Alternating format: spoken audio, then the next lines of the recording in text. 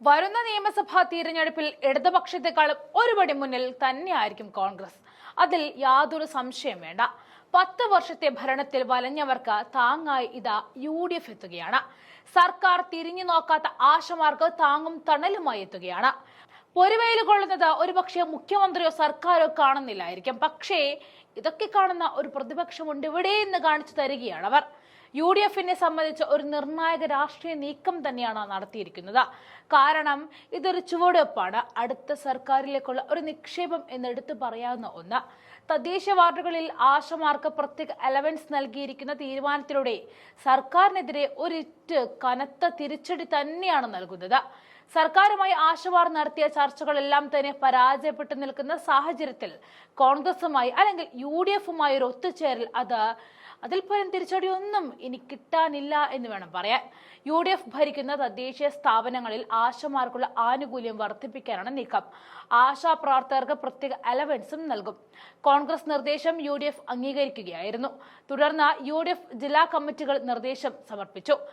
തദ്ദേശ തെരഞ്ഞെടുപ്പ് അടുത്തിരിക്കവെയാണ് UDF നീക്കം നടന്നത് എന്നതാണ് ഏറ്റവും ശ്രദ്ധേയമായ കാര്യം.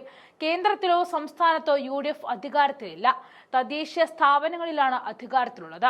എറണാകുളം ജില്ലയിൽ നിന്നുമാണ് ആദ്യമായി പ്രപ്പോസൽസ് വന്നത്. 2000 രൂപ ആശമാർക്ക് നൽകാം എന്നായിരുന്നു പ്രപ്പോസൽ. അത് UDF അംഗീകരിക്കുകയായിരുന്നു.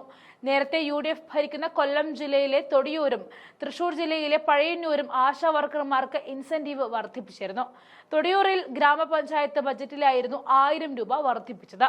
46 ആശമാരാണ് അവിടെ ഉള്ളത്. പഴയന്നൂരാകട്ടെ ആശമാർക്ക് 2000 രൂപ ഇൻസെന്റീവായി നൽകാനാണ് തീരുമാനം വന്നത്. ഇതിനായി 8 ലക്ഷം രൂപയാണ് ബജറ്റിൽ വകയിരുത്തിയിരിക്കുന്നത്. അതേസമയം ഓണറേറിയം വർദ്ധിപ്പിക്കുന്നത് അടക്കം വിവിധ ആവശ്യങ്ങൾ ഉന്നയിച്ച് തിരുവനന്തപുരം സെക്രട്ടേറിയറ്റിന് മുന്നിൽ ആശാ വർക്കർമാർ നടത്തുന്ന സമരം 47 ദിവസത്തിലേക്കും നിരാഹാര സമരം 8ാം ദിവസത്തിലേക്കും കടന്നിരിക്കുകയാണ്.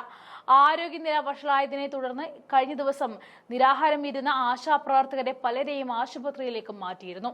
ആശാ ഹെൽത്ത് വർക്കേഴ്സ് അസോസിയേഷൻ സംസ്ഥാന general secretary MA Bindu, ASHA worker KP Thankamani എന്നിവരെയാണ് കഴിഞ്ഞ ദിവസം ആശുപത്രിയിലേക്ക് മാറ്റിയത്. ഇവർക്ക് പകരമായി പുത്തൻതോപ്പ് CHCയിലെ ആശാ വർക്കർ ബീന പീറ്റർ, പാലോട് CHCയിലെ SS അനന്തകുമാരി എന്നിവർ നിരാഹാര സമരം ഏറ്റെടുക്കുകയായിരുന്നു.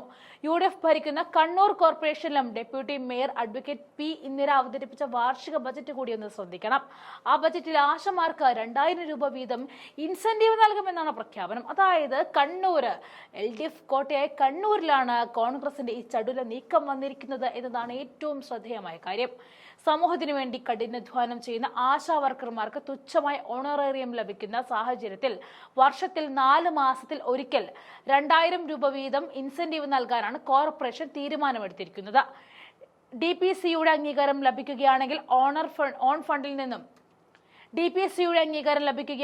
ഓൺ ഫണ്ടിൽ നിന്നും തുക അനുവദിക്കുന്നതായിരിക്കുമെന്നും വ്യക്തമാക്കി. ഇതോടെ യഥാർത്ഥത്തിൽ മറുപടി കിട്ടിയത് ആരോഗ്യവകുപ്പ് മന്ത്രി വീണ ജോർജിന് കൂടിയാണ്. കാരണം കൊറോണ വന്ന സമയത്ത് ആശമാരെ ചേർത്ത് പിടിക്കുകയും കൊറോണ കഴിഞ്ഞപ്പോൾ തള്ളിക്കളയുകയും ചെയ്ത ഒരു മന്ത്രിയാണ് വീണ ജോർജ്. ഇങ്ങനെയാണ് ആളുകളെ പരിഗണിക്കേണ്ടതെന്ന് കൂടി കാണിച്ചു തരികയാണ്. കണ്ണീരൊപ്പുന്നവരെ ജനങ്ങൾ സ്വീകരിക്കുകയുള്ളൂ. അങ്ങനെ നോക്കുമ്പോൾ ഇനി ജനം അവരുടെ വിശ്വാസം കാത്തു സൂക്ഷിക്കാൻ ഏൽപ്പിക്കുക UDF സർക്കാർ തന്നെയായിരിക്കും. ഈ കാര്യത്തിൽ യാതൊരു തർക്കവും വേണ്ട.